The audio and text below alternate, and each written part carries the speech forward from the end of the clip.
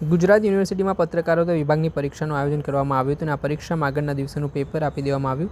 કોંગ્રેસ પ્રવક્તા મનીષ દોશીએ જણાવ્યું કે શિક્ષણ જગતમાં એક બાદ એક છબરડાઓ સામે આવી રહ્યા છે. થોડા દિવસ પહેલાં જીટીયુમાં પણ ગત વર્ષનું બેઠું પેપર છાપવામાં આવ્યું હતું.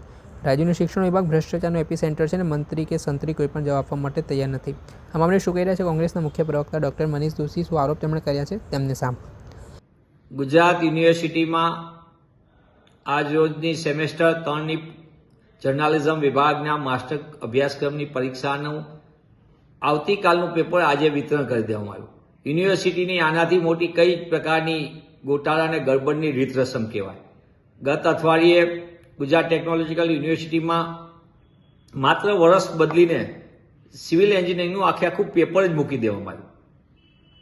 એવી રીતે સૌરાષ્ટ્ર યુનિવર્સિટીની અંદર ઇન્ટરનલનું પેપર જ આખું પૂછી દેવામાં આવ્યું અને પાછળથી યુનિવર્સિટીને ખબર પડી, બહુ વહાપો થયો, ત્યારે યુનિવર્સિટી સત્તાધીશોએ પરીક્ષા રદ કરી.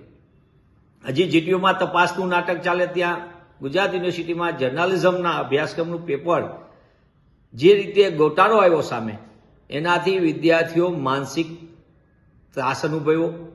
યુનિવર્સિટીના સત્તાધીશોની ગોલમાલ કરવાની, ગોટાળા કરવાની અને બેદરકારીનો એક પછી એક ઉત્તમ નમૂનાઓ સામે આવી રહ્યા છે.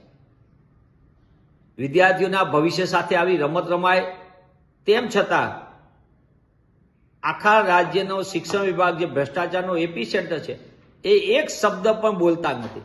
મંત્રી અને સંત્રીઓ સંપૂર્ણપણે મૌન છે. યુનિવર્સિટીના સત્તાધીશો ભાગેરું માનસિકતા રાખે, જવાબ દેવાથી ભાગી રહે.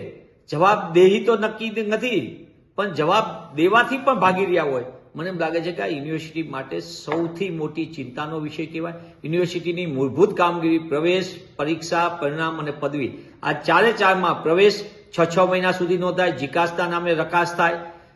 પરીક્ષા તો એમાં અંધાધૂંધ ગેરરીતિ થાય, ગોલમાલ થાય, પેપર ફૂટી જાય, આડેધડ પેપરનું વિતરણ થાય અને વિદ્યાર્થીઓ માનસિક ત્રાસ અનુભવે. પરિણામમાં પણ મોટા પાયે છબરડાઓ આવે અને આ બધી ઘટનાઓ પછી પણ યુનિવર્સિટીના સત્તાધીશો જવાબ દેવાથી ભાગી રહ્યા હોય, સુધરવાનું નામ ન લેતા હોય. મને એમ લાગે છે કે આ યુનિવર્સિટી માટે સૌથી મોટું શિક્ષણ જગત માટે ચિંતાનો વિષય છે. એક તો વિદ્યાર્થી પોતે ભૂલ કરે તેને પેનલ્ટી કરવામાં આવે, મોડું પરીક્ષા ફોર્મ ભરે તો મોટો દંડ ફટકારવામાં આવે, અને બીજી બાજુ યુનિવર્સિટીના સત્તાધીશો પોતે ગોટાળા, ગોલમાલ અને છબરડા કરે તો એને કોઈ દંડની કાર્યવાહી નહીં. આ કઈ પ્રકારના વહીવટ ઉપર ગુજરાત જઈ રહ્યું છે? આ શિક્ષણ જગત માટે એક પછી એક આવા છબરડાના કારણે શિક્ષણની વ્યવસ્થા ઉપર પણ પ્રશ્નાર્થ ઊભા થાય છે અને યુનિવર્સિટી સત્તાધીશો કેટલા બેદરકાર છે એ પણ આપણી સામે આવે છે. ત્યારે આની સમગ્ર મામલાની તપાસના નામે નાટક ન થાય, પણ હકીકતલક્ષી ભવિષ્યમાં આવી ભૂલોનું પુનરાવર્તન ન થાય એના માટે તંત્રએ સુધરવાની જરૂર છે.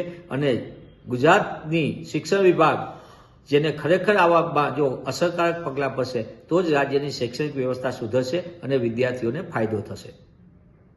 આપણે સાંભળ્યા હતા ડૉક્ટર મનીષ દોશી. તેમણે પ્રહાર કરતા કહ્યું કે પરીક્ષામાં પણ ગોલમાલ થાય છે, છબરડા થાય છે. શિક્ષણ વિભાગ સુધરવાનું નામ નથી લઈ રહ્યું. શિક્ષણ જગત માટે કલંક અને વ્યવસ્થા સામે સવાલો ઊભા કરે તેવા કાર્યો છે. દર્શક મિત્રો, આવા જ વિડીયો જોવા માટે એનકવરેજ ન્યૂઝ જોતા રહો.